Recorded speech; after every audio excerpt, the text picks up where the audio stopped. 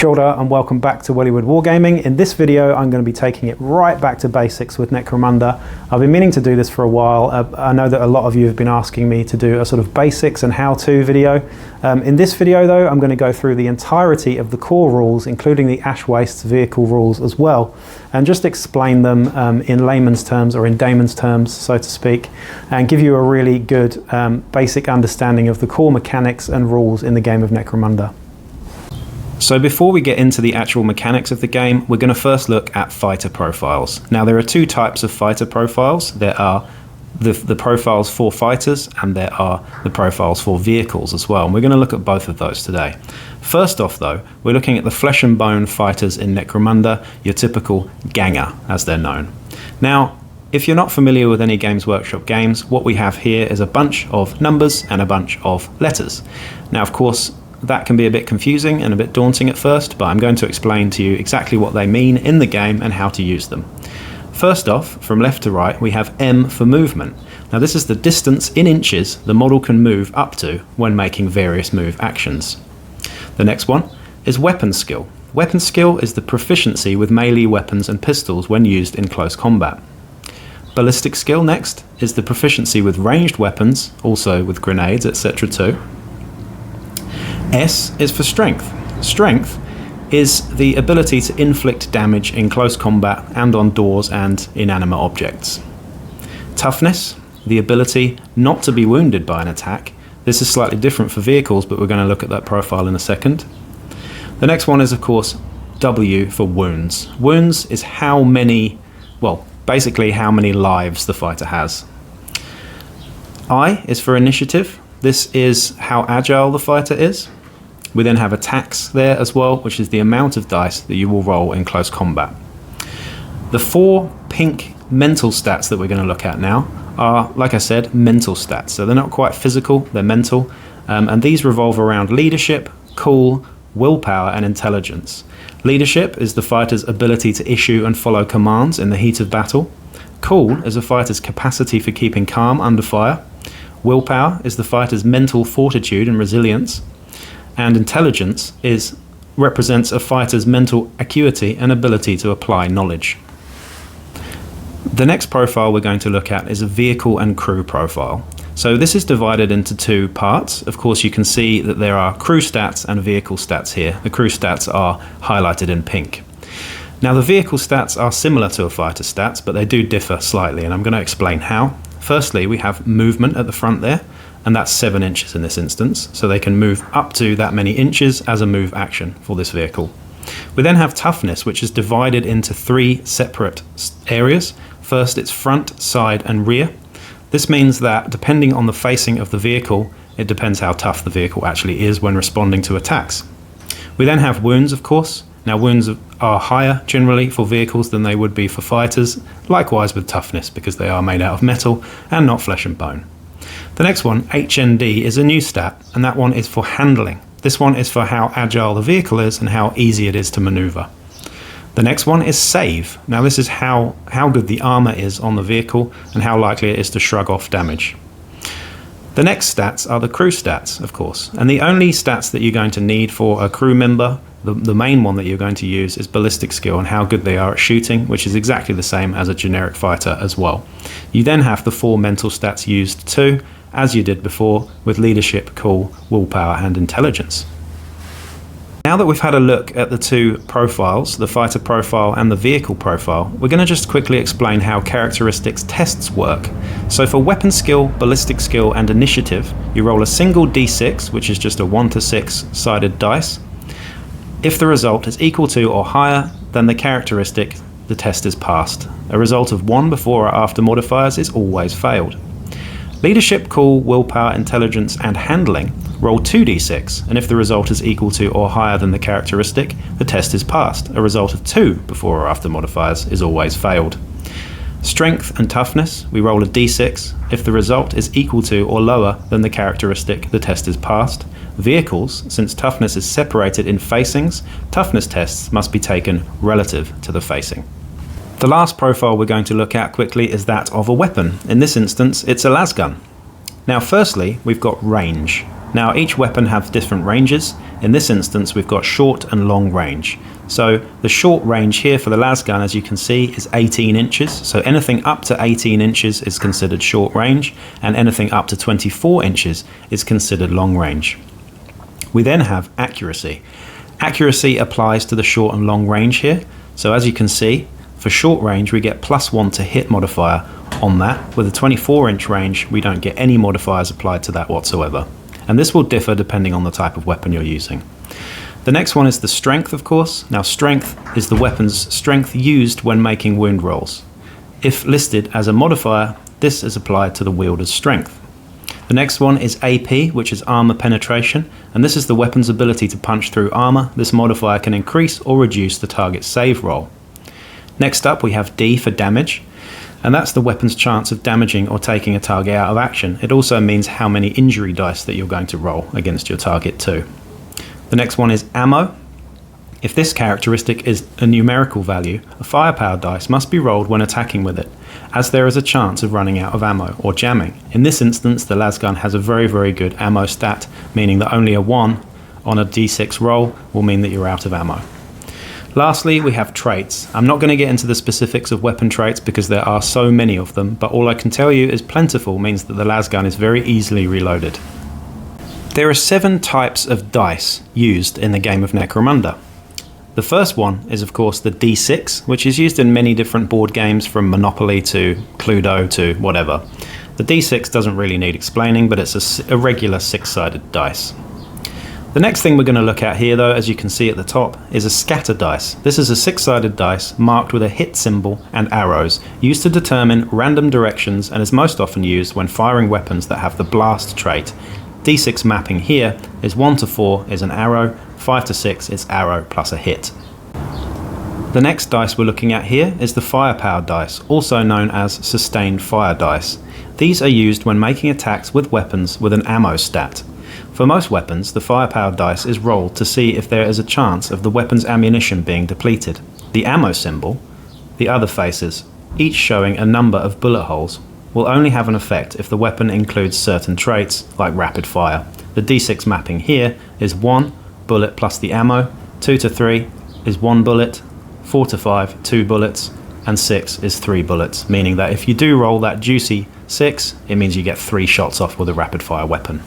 The next type of dice we're going to look at here is the injury dice. Now, injury dice are used when a fighter is wounded to see how severe the injury is. They might suffer a debilitating flesh wound, they might be out of action, and they might be temporarily seriously injured. Now the D6 mapping here, of course, is 1 to 2 is a flesh wound, 3 to 5 is seriously injured, and 6 is out of action, meaning that there's far more likelihood of you becoming seriously injured than there are of being out of action. However, flesh wounds are pretty common too.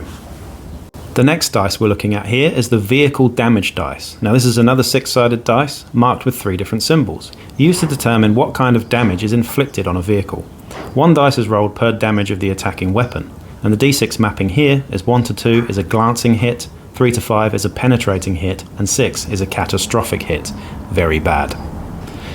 The next dice here is the vehicle location dice, another 6-sided dice here marked with 4 symbols, used to determine which parts of the vehicle are hit when attacked. 1 dice is rolled per hit, and the D6 mapping is as follows. 1 to 3 is the body of the vehicle, 4 is the driver of the vehicle, 5 is the drive of the vehicle, and 6 is the engine. The last type of dice we're looking at here is the vehicle control dice. This is another 6-sided dice marked with 3 symbols, used to determine random movement of a vehicle when losing control. The D6 mapping here is 1 to 3, swerving 45 degrees, 4 to 5, jackknife 90 degrees, and 6 is a full rollover. Now for some general principles. First is visibility. Visibility is vitally important, but in the dense and dark underhive, a clear and unobstructed line of sight is often hard to find. Each fighter has a vision arc of 90 degrees to their front, starting from the center of their base. When measuring if an attack originates from the front, use the center of the attacking fighter's base. For blasts, use the center of the blast instead. It's worth noting here that there is a 180-degree vision arc vertically if playing on 3D terrain. For vehicles, draw 2 lines through the corners of the vehicles, like an X. So as you can see here, we have 2 fighters in position. The visibility of the fighter on the right is 90 degrees in front of him. We're going to use the base, obviously, as his facing as well. So he can see Oberon in front of him quite clearly, but Oberon is looking towards the camera here, which means that this fighter on the right is out of Oberon's vision arc. However, Oberon is within this fighter's vision arc here. The next principle we're going to talk about is line of sight. Now, line of sight plays a huge part in Necromunda, and it's super important to know how to treat this rule. So, while a fighter's vision arc is determined by their facing, their line of sight and what they can see is determined by the presence of terrain and other fighters. Unlike measuring distances, which can only be done when the rules call for it, a fighter's line of sight can be tested at any time. To test a fighter's line of sight, stoop down and look from the first fighter point of view. So basically, get your eye next to your fighter and just have a look across the board to see if there's anything obstructing it. In this case, obviously, the line of sight between this fighter to this fighter is very clear. However, if I move Oberon down to here, the line of sight is suddenly obstructed by what's called cover, and that's the next thing that we're going to get into. Lastly, solid terrain will always obscure line of sight completely.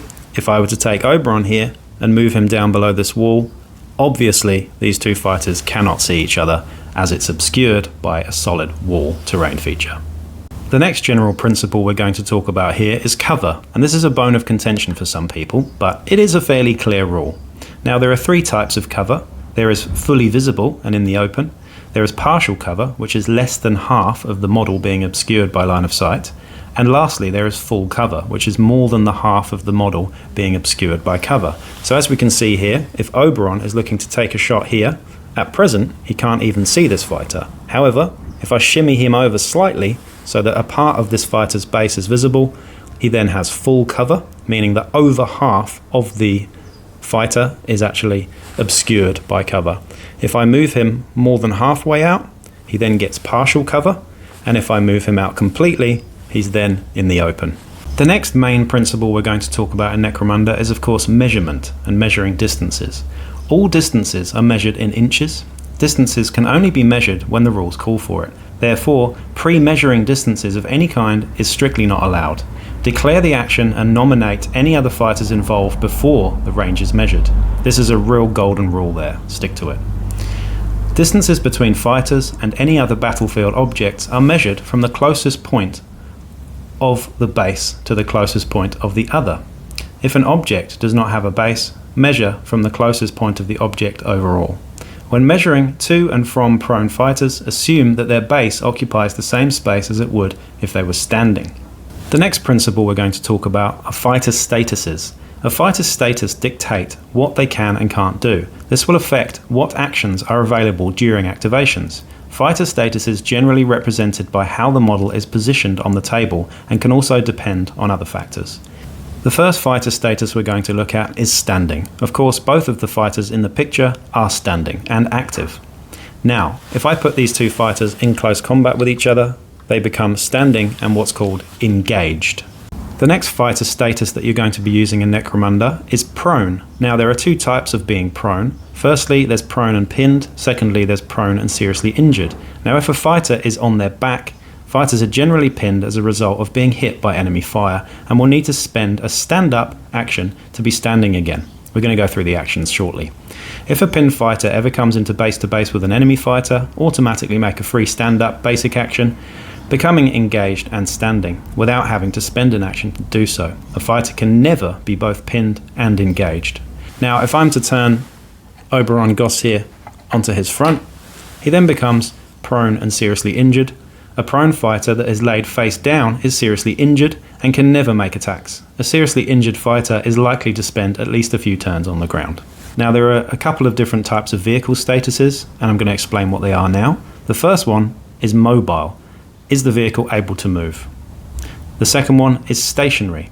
Forced to a stop by any effect or special rule, enemy attack damage or special rule. Cannot move during its activation. A stationary vehicle can be either wrecked or stalled. A wrecked vehicle is also stationary, but this is equivalent to out of action, and the vehicle is treated like a piece of terrain. The next thing we're going to talk about quickly are fighter conditions. Now there are hundreds of different fighter conditions, so I'm not going to go into all of them. I'm just going to explain the few basic ones that you're going to need to know if you're going to start playing Necromunda straight away. And the first one, of course, is are they active or are they ready? What I mean by that is, as you can see here, we've got these two what are called ready markers. Now, when a fighter activates, what we tend to do in our gaming group is we tend to put these down at the start of the turn next to each fighter, and every time a fighter has activated and used their turn, we will remove that ready marker, meaning that fighter is visibly has gone and taken their turn.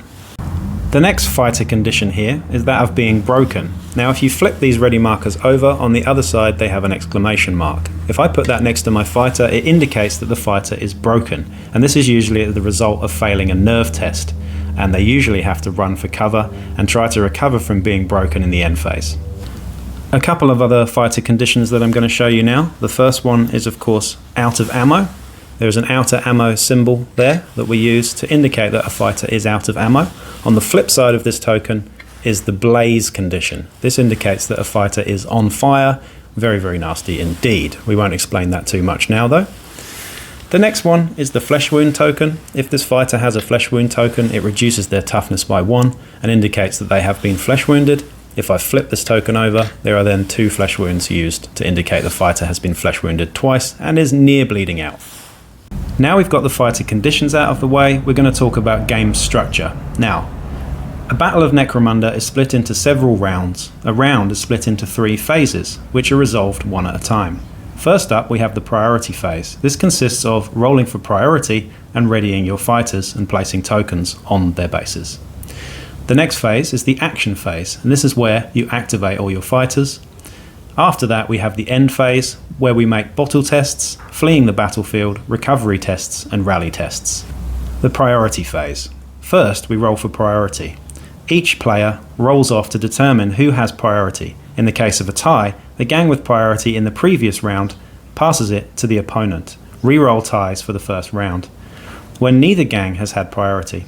In multiplayer battles, let dice score determine the order and reroll any ties. Sometimes if you're playing multiplayer games, it's best to use cards. Then we ready fighters. Each fighter is then readied regardless of status, secondary status or any other conditions. Once a fighter has been activated, they are no longer ready. Normally, a fighter that is no longer ready may not activate again, but note that there are some instances in which a fighter may activate again, namely tactics cards. The action phase. Starting with the gang with priority, take turns to pick one of their ready fighters and activate to make up to 2 actions with them. Note that the actions a ready fighter can perform are governed by their current status and secondary status. Some conditions will also limit the actions the fighter may make, for example, broken. If one gang runs out of fighters to activate, the other gang can activate all their remaining fighters in any order. Once all fighters have been activated, even if they've performed no actions during their activation, the action phase ends. Now for group activations. When activating a fighter with the group activation X ability, additional ready friendly faction fighters within 3 inches can be activated at the same time. Most leaders and champions have this. A leader typically has 2 additional ready fighters that they can activate with, and a champion typically has 1 additional ready fighter that they can activate with. If a leader or champion is activated in this way, they may not then perform a group activation themselves. All fighters must be nominated before any of them makes an action. Then, activate each fighter in the group as normal, fully resolving their activation before picking up the next fighter. Each fighter activates individually. Groups never activate simultaneously. Now for the different types of actions that you can do in a game of Necromunda. There are 3 types of action. Each action may be fully resolved before declaring the second action. Firstly, there are basic actions. They can only be made once during a fighter's activation. Secondly, we have simple actions. They can be made more than once during the fighter's activation. Each time still uses up one of their actions for the turn. Lastly, we have double actions. Making a double action counts as making 2 actions, meaning it takes up the fighter's entire turn. If a fighter only has 1 action available for any reason, they can't make a double action. When a fighter is standing and active, they can make a number of different types of actions. The first one is a move, and that's a simple action. Now if I was to move the fighter on the right here, he's going to move 4 inches. Now I would measure from the front of his base 4 inches ahead of me, moving down the stairs accordingly, and he would end his movement on the stair there. Now, of course, a move is a simple action, so it does mean that I can do this twice within his activation, meaning that I can then move a further 4 inches, 2 to the bottom of the stairs and another 2 further on, stopping there at the bottom of the stairs. The next action we can do here is a double, and that's a charge action.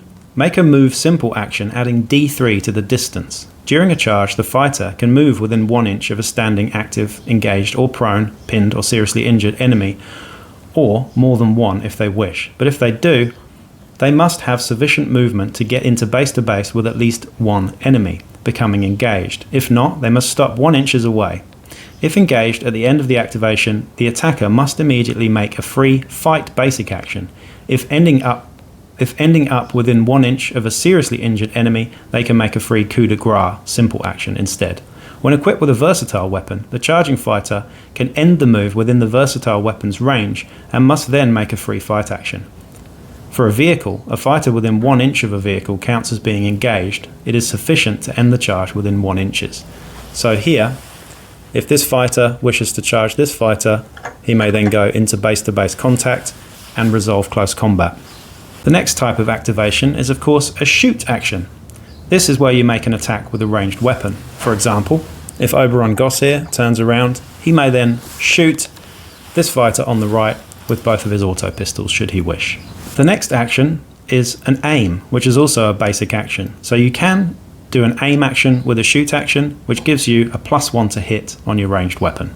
Another simple action here, and that is the reload action. Pick a weapon that is out of ammo and make an ammo test. If passed, the weapon is reloaded and no longer out of ammo. Important to note that this is a simple action, meaning that you can do it twice within your activation. The next action is also a simple, and that's the coup de grace. Pick a seriously injured enemy fighter within 1 inch, and within the vision arc of the fighter making the action, that fighter immediately goes out of action.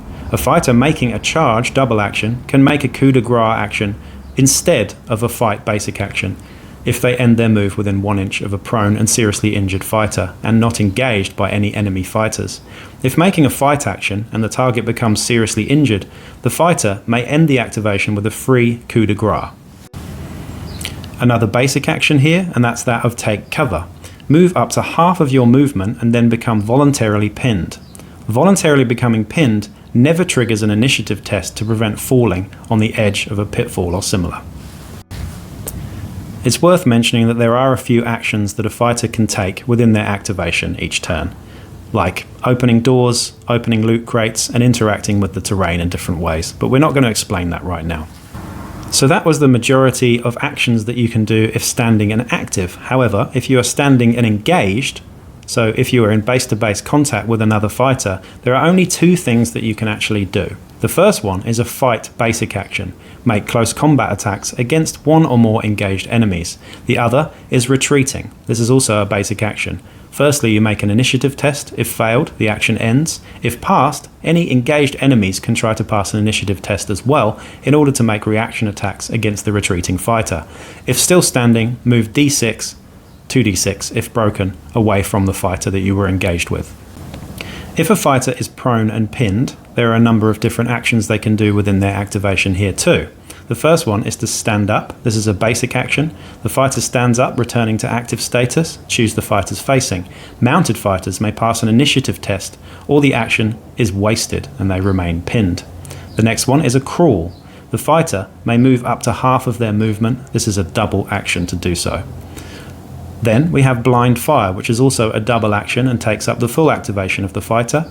Make a ranged attack, treating their vision arc as 360 degrees, but subtract 2 from the result of any hit rolls. The last one is reload simple, so you can reload as above from prone. Lastly, if a fighter is prone and seriously injured, being on their front, they can only do one thing, and that is crawl, a double action. The fighter may move up to half of their movement, and that's all they can do. The broken condition. As you can see, Oberon Goss there on the left has got the broken condition at the moment. So there's only one thing that he can do when he activates, and that's running for cover, and this is a double action. If active, move 2d6. If prone, pinned or seriously injured, move half movement instead. Attempt to end the move in the following order of priority. Firstly, more than 3 inches away from enemy fighters. Secondly, out of line of sight of enemy fighters. Thirdly, in partial or full cover. And fourth, as far away from enemy fighters as possible. If engaged when activated, use the same rules as when retreating. Make an initiative test. If failed, the action ends. If passed, any engaged enemies can try to pass an initiative test in order to make reaction attacks against the retreating fighter. Lastly, if still standing, move 2d6 or half movement if seriously injured when trying to retreat. Now on to vehicle actions. Vehicles can make various actions depending on its status.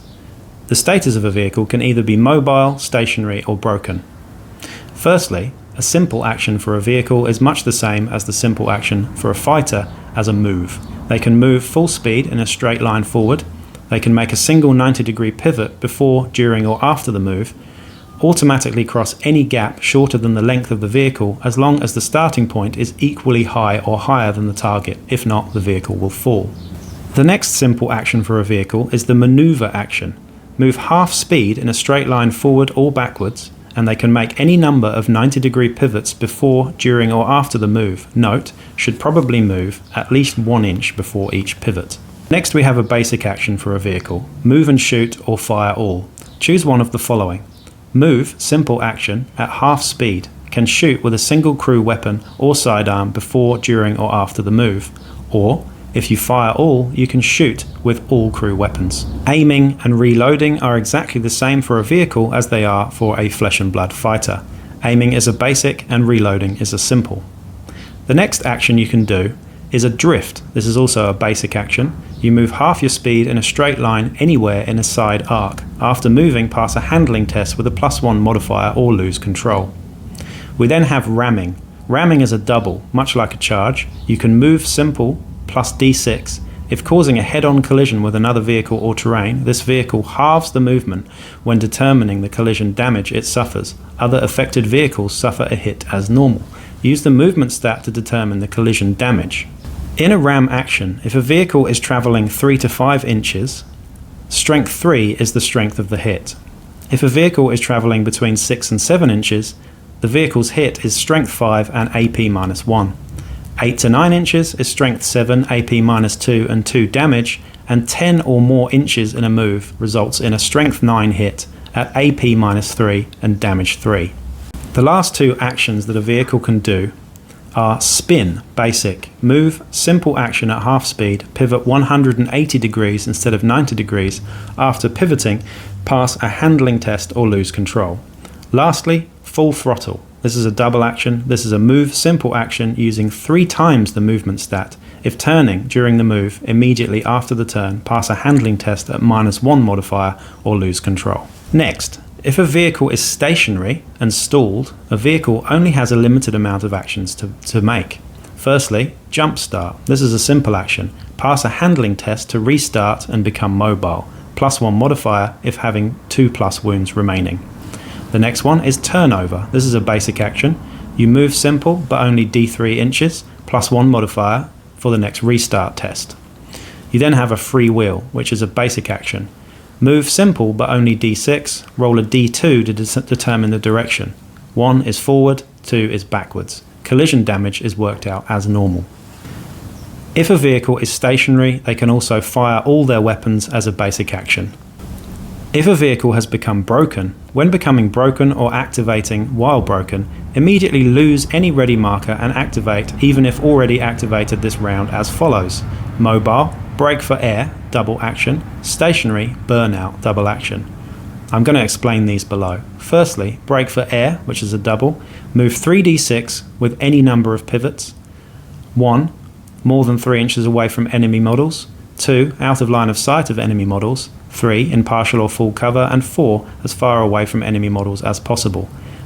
Lastly, if a vehicle is broken, you can also do a double action to burn out, and this is only if they are stationary and not mobile. Place D3 smoke blasts 5 inches anywhere within 1 inch. -1 modifier to the restart test in the end phase per smoke marker. Next, we're going to look at terrain and how it interacts with the fighter's or vehicle's movement. Dangerous terrain. Dangerous terrain is difficult terrain. In addition, an initiative test must be passed to avoid immediately going out of action and suffering a lasting injury roll.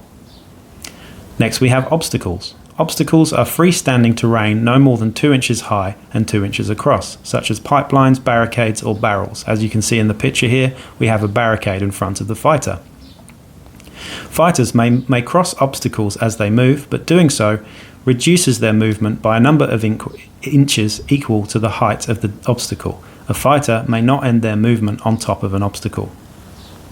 Structures. Structures are terrain features more than 2 inches high and more than 2 inches across. A fighter may climb up to and onto structures and between various levels and platforms as they move, and may end their movement on any level if there is sufficient space for their base. As mentioned earlier, you cannot move across impassable terrain, thus not being able to move through a solid wall. Next up we have climbing. Climbing is equal to moving through difficult terrain. Any vertical surface can be climbed. A fighter can't end the activation mid-climb. They must have sufficient movement to reach a flat surface. If they can't, they will stay where they are when the action was declared. Note that a fighter may end a move simple action mid-climb, provided that they are able to immediately use another action to complete the climb. So this fighter here, if he was wanting to climb up this wall here, you measure the distance of the wall and it counts as double. So in this case, 2.5 inches up means a 5-inch move up. So he would have to move to get to the top of this wall here. Leaping gaps. A fighter may attempt to leap across a gap that is bigger than their base, provided there is enough movement to do so. Stop at the edge and pass an initiative test to leap the gap and continue moving. If failed, fall straight down by the shortest possible route to the next level down or suffer a hit as follows. This fighter here can jump 2 inches across here should he pass his initiative test. If not, he will fall to the bottom of the building and take a hit, depending on how far he fell. Jumping down. Pass an initiative test to jump down to a lower level. No modifier for the first 2 inches, but a cumulative -1 modifier for each additional 2 inches jumped, rounded up. If failed, suffer falling damage. Falling damage. If a model falls 3 inches or more, suffer an automatic hit, rounded up to the nearest inch. As you can see, the table here has the distance in inches, jumping down modifiers for vehicles, strength, failing AP, and damage. A falling fighter is immediately pinned and their activation ends. If falling and landing within ½ inch of a platform edge, pass another initiative test or fall again. For vehicles, automatically suffer fall damage, no test to avoid it, pass a handling test with failing modifiers or lose control. It's also worth noting that you can fall onto other models. If a model lands on top of another model, both suffer the same damage. Move the falling model the shortest possible distance so it's not overlapping if neither went out of action. If falling on an enemy fighter and no involved fighter is seriously injured, move the falling model 1 inch away from the enemy fighter by the shortest possible route. Vehicle movement. Fighters that are on a vehicle when it moves must pass an initiative test or fall 1 inch away from the vehicle in a random direction. If landing within ½ inch of an edge of a platform, pass another initiative test to avoid falling again. If the landing location is in impassable terrain, move the shortest distance to a legal location. Running over fighters. If a moving vehicle contacts a fighter, 1. The fighter is moved the shortest distance possible to allow the vehicle to pass 1 inch away from the vehicle. 2. The fighter must pass an initiative test. Standing, +1 modifier. Pinned, normal. Seriously injured, needs a 6+ regardless of initiative. If failed, suffer a hit using the vehicle collision damage. Moving and pushing during collisions. If a moving vehicle contacts other vehicles, all involved vehicles suffer a hit after the move is finished. When calculating toughness, use the facing that suffers the hit. How vehicles move during collisions depends on which arc the moving vehicle contacted the other vehicle. Head-on or side-on. Chain collisions. If multiple vehicles collide, fully resolve the damage from each collision in the order they occur. If subsequent collisions occur due to a vehicle being pushed, use the initial vehicle's movement stat to determine the power of the impact. If a vehicle stops due to the impacting impassable terrain or a vehicle with higher toughness, then all the vehicles involved in the collision stop. Colliding with terrain. When a vehicle contacts terrain, it counts as colliding with another vehicle. The collision damage depends on the type of terrain. The relative toughness of the terrain is determined as follows. Solid terrain, a wall or impassable terrain or a sturdy structure. Terrain has highest toughness but takes no damage. This causes the vehicle to stop. An obstacle, either flimsy or a structure, terrain has lower toughness, it is removed from the battlefield and any fighters on top immediately fall. Now onto the order of shooting. First, declare the ranged attack. Pick a ranged weapon and then pick an eligible target. You must target the closest visible enemy even if engaged. You can target or more distant enemy if easier to hit. You can ignore seriously injured enemies, and you can pass a cool test to target a more distant enemy. A fighter that is both prone, pinned or seriously injured and in cover, partial or full, cannot be targeted. Second, you check the range. Measure the range from the attacker to the target. If beyond the weapon's long range, the attack automatically misses, but the firepower dice must still be rolled because you've declared to shoot. Third, make the hit roll. Make a ballistic skill test with modifiers. For partial cover, -1. For full cover, -2. Accuracy modifiers, whether they are short and long range, whether the fighter is engaged or not, is a -1, and also if a fighter is prone and at long range only, another -1 is used there too. We then have improbable shots. If the hit modifiers applied to a ranged attack mean that it is impossible to score a hit, the attack is an improbable shot, for example a 7+. First roll to hit on a 6+, and then roll again using the fighter's ballistic skill and ignoring any modifiers. Oberon Goss, on the right there, has made a shot with his auto pistol which has hit, which means that the target is pinned. When a standing active fighter is hit by a ranged attack, they are automatically pinned. Note that engaged fighters cannot become pinned. Place the fighter on its back, like so. Lastly, we resolve the hits. Each attack that scores a hit is resolved using resolving hits rules. Vehicles, the toughness depends on the arc of the attack and where it originates from. Use the higher value if in doubt. Stray shots. If a ranged attack misses, there is a chance that you can hit other fighters, friend or foe. Any fighter engaged with the target within 1 inch of the measured line between attacker and target. If the attack misses, roll a d6 for each fighter that is at risk of being hit, starting with the fighter closest to the attacker. This fighter here is at risk of being hit if this fighter is being shot at. 1 to 3, you hit the fighter, and a 4 to 6, you miss the fighter. If the attack would have caused more than 1 hit, follow this sequence for every hit. Twin guns blazing. A fighter with 2 sidearms, like Oberon Goss here with his 2 auto pistols, can attack with both as part of a single shoot basic action. Make hit rolls for each weapon before resolving any successful hits, must be made against the same target, and they are -1 to hit if using the twin guns blazing. Using the firepower dice. Always roll a firepower dice when making an attack with a ranged weapon, including using a sidearm in close combat. This applies even if the hit roll isn't made, for example if the target is out of range.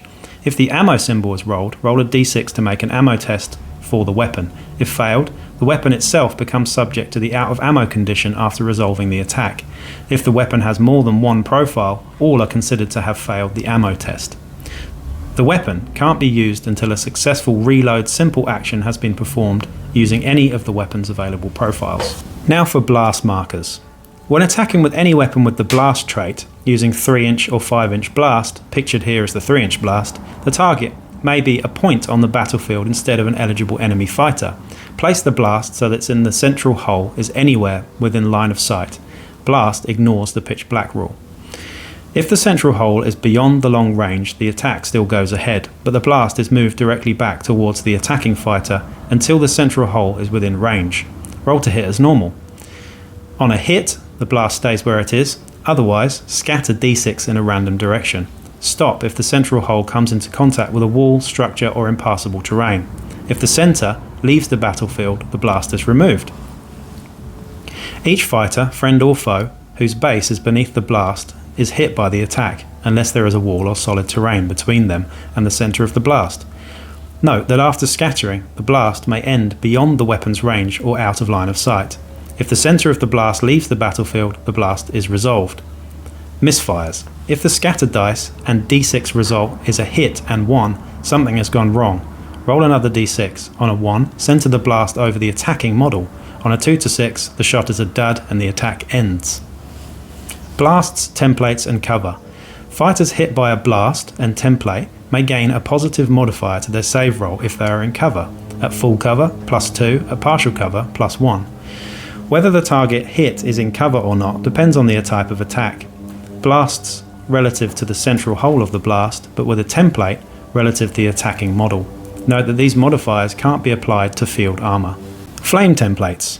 Weapons with range T template use the flame template to determine which fighters are hit by the attack. Instead of targeting an enemy, place the template so that the narrow end is touching the front of the attacker's base and the entire template is within their vision arc. Templates ignore all line of sight, pitch black and smoke. Each fighter, friend or foe, whose base is beneath the template is hit automatically by the attack, unless there is a wall or solid terrain in between. Resolve the hits in an order of the attacker's choice. Now for the core principles of close combat. Firstly, the attacking fighter may turn to face any direction, however doing so will apply -1 to hit modifier for all rolls. Then, you pick your weapons. Declare up to 2 weapons, melee or sidearm, or 1 unwieldy weapon. Alternatively, unarmed attacks can be made instead. Unarmed attacks are resolved at the strength of the fighter and damage 1. Then, we determine the attack dice. The number of attack dice is determined by the attack's characteristics plus the following bonuses. If having dual weapons, you get +1 attack. If charging, you also get +1 attack. If attacking with more than 1 weapon, the attack dice must be split as evenly as possible, with the attacker choosing which weapon makes any odd attack. Pistols at close quarters. A weapon with the sidearm trait can only have 1 attack dice allocated to it. Any remaining attacks must be allocated to a melee weapon or unarmed attacks. Accuracy modifiers do not apply to sidearms in close combat. Sidearms use weapon skill like other close combat attacks. Next, you declare your targets. Declare a target enemy fighter, engaged with the attacker or within the vision arc of the attacker. Attacks can be split between multiple targets. Then, we make the hit rolls. Make a weapon skill test for the attacker with each attack dice. Roll separately for different weapons and or targets. Apply the following modifiers.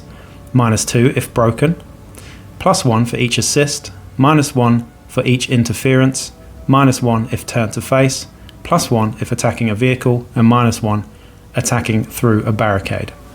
Next, resolve hits. Each attack that scores a hit is resolved using resolving hits rules. For vehicles, use the facing the attacker is in contact with to determine the toughness, +1 location dice from close combat attacks. Choose 1 result and discard the rest.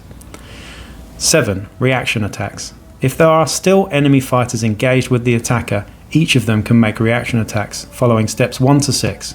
Vehicles cannot make reaction attacks. Lastly, consolidate or coup de grace. If the attacker is no longer engaged, all previously engaged enemy fighters are now seriously injured or out of action, the fighter can choose to do one of the following: a free coup de grace simple action against the seriously injured fighter in base to base, or consolidate and move up to 2 inches. Assists and interference. Assists. Claim an assist from each other friendly fighter that is engaged with the target fighter and not engaged with any other enemy fighters. Apply +1 to hit modifier for each assist. Vehicles, assists do not apply. For interference, suffer interference from each other enemy fighter that is engaged with the attacker and not engaged with any other enemy fighters.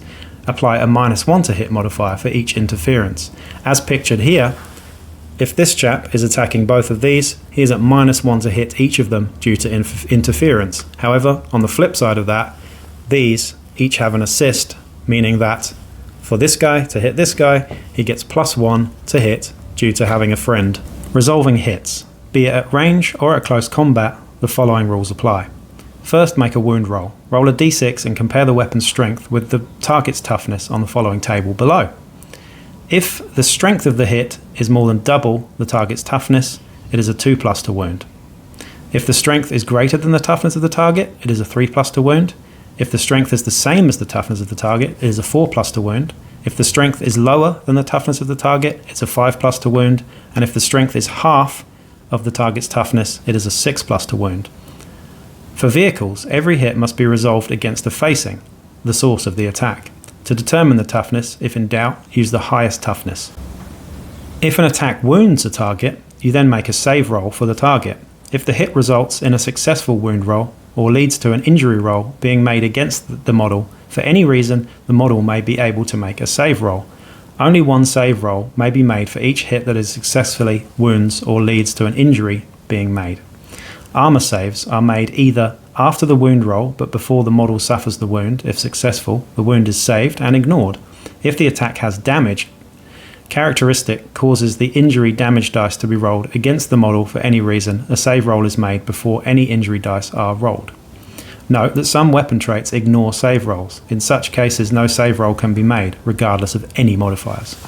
When making a save roll, first take into account armor penetration of the weapon. If there's a -1, then your save roll is decreased. If there is a positive save modifier in some instances, apply that too.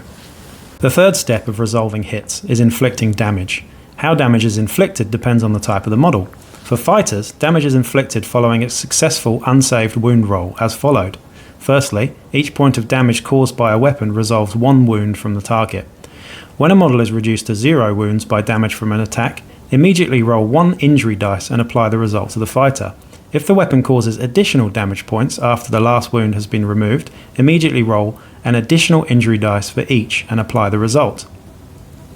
Flesh wound. Suffer a flesh wound. You count as minus toughness. If your toughness is reduced to 0, you go out of action. A serious injury. Become prone. Can attempt to recover in the end phase. If this injury was inflicted in close combat, the fighter may be vulnerable to a coup de grace action.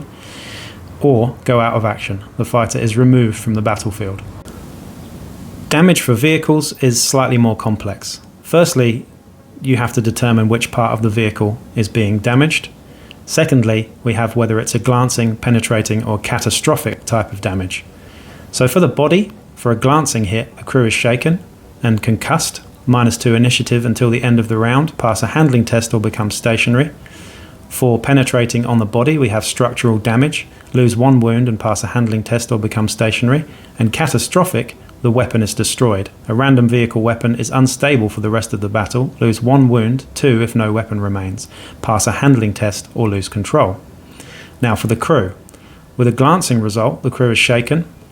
Again, the same as before, -2 initiative until the end of the round, pass a handling test or become stationary. Penetrating, the driver is wounded, suffer a flesh wound, -1 ballistic skill and handling, attempt to recover in the end phase. A catastrophic hit to the crew is the driver blacked out. They are automatically losing control, they become stationary, they lose their ready condition, they cannot become ready, and attempt to recover in the end phase. Damage to the drive, for glancing, tank slapper, pass a handling test or lose control. Penetrating, blowout, lose 1 wound, -1 to handling for the rest of the battle, pass a handling test or lose control. And catastrophic to the drive results in major malfunction, lose 2 wounds, -2 handling for the rest of the battle, pass a handling test or lose control. Lastly, to the engine, glancing, stutter, become stationary. Penetrating, loss of power, lose 1 wound, cannot move more than the movement stat during its activation for the rest of the battle and pass a handling test or lose control. And lastly, catastrophic for the engine results in belching smoke and flame. Lose 2 wounds, cannot move more than the movement stat during its activations for the rest of the battle and pass a handling test with a -1 modifier or lose control. Out of action, and what does it mean? For a fighter, after going out of action for any reason, suffer a lasting injury roll. For vehicles, becoming wrecked, which is the same as out of action, vehicles are wrecked or out of action if any of the following situations are true. Reduced to 0 wounds or rolling over from losing control. The vehicle is treated as a flimsy structure and terrain for the rest of the battle. The vehicle and crew suffer 2 separate rolls, 1 of each. The crew, a lasting injury roll, regardless of how many crew members in the vehicle it has, and the vehicle, lasting damage, suffer 2 rolls if reduced to 0 wounds and rolling over at the same time. Lastly, for vehicles going out of action, claiming scrap. After the battle, if only 1 gang remained on the battlefield, gain D3 times 10 credits per wrecked enemy vehicle. And thrown clear. Any fighters aboard a wrecked vehicle are thrown clear, placed within 2 inches, pass an initiative test or suffer the following: become pinned or suffer a hit as if falling. Nerve tests. Models must take nerve tests when a friendly model is damaged. If a fighter is seriously injured or out of action and within 3 inches of another fighter, the standing and active fighter must take a nerve test or become broken. If a vehicle is within 6 inches of a fighter, the same applies. All models must test regardless of status and secondary status unless immune to nerve tests. The end phase. After all models that wish to activate have activated, the action phase ends. The phase order is as follows. Firstly, we make bottle tests. Make a bottle test for gangs with at least one model seriously injured or out of action, including wrecked vehicles. The player with priority starts.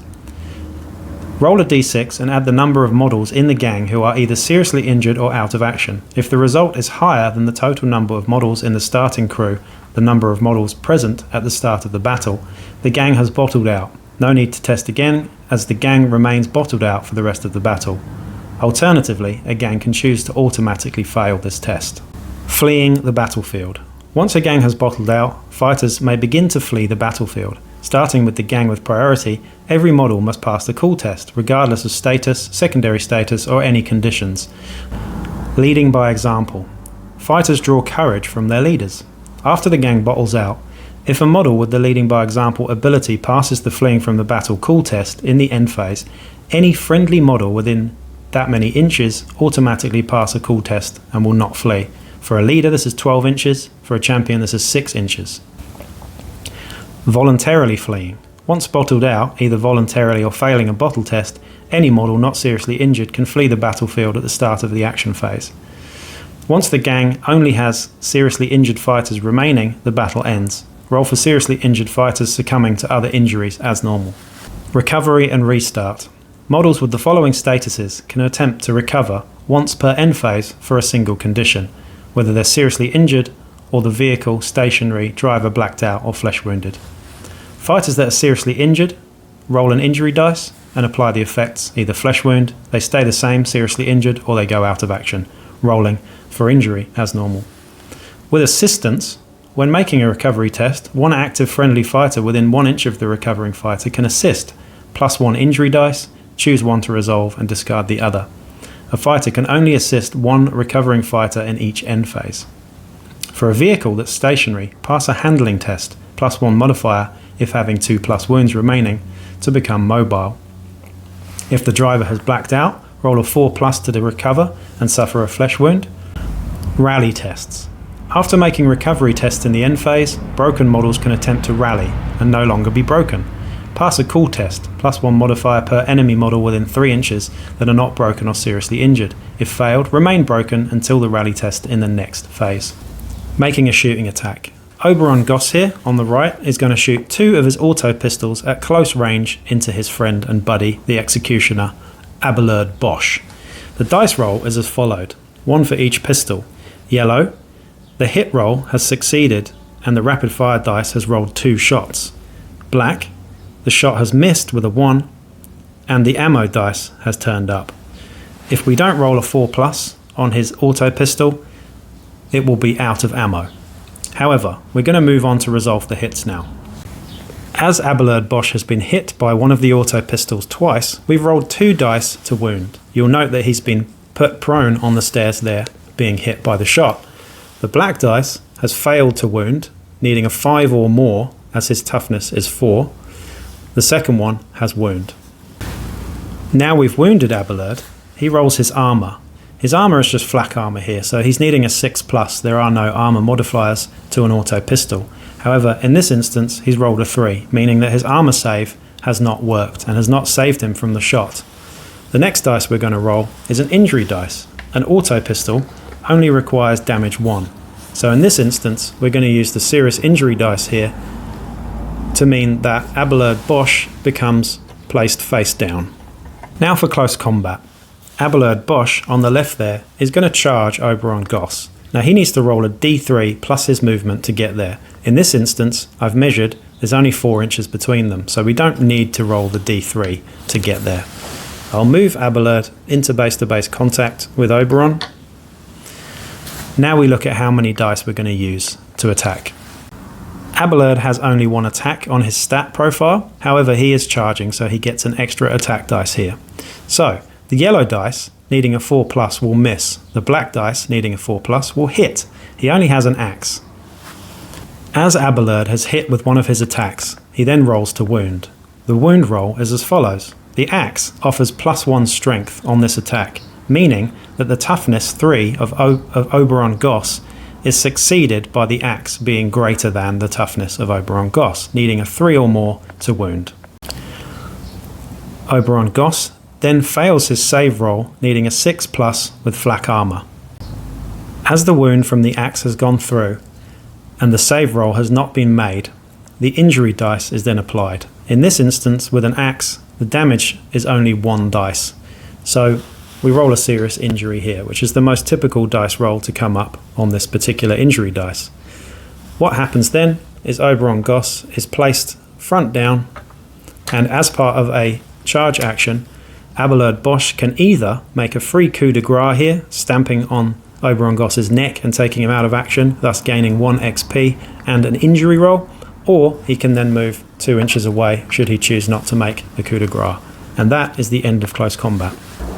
Well, I hope you enjoyed that anyway. Of course, this video is just for beginners, but I hope that I explained every sort of core rule, principle and mechanic in the game of Necromunda there for you. I've been meaning to do this for a while, so please do comment below if I've missed anything out. But I think that's pretty much everything covered, including the vehicles there as well. Again, please like, share, subscribe, check out my Patreon, and I'll be back with more videos real soon. Peace out.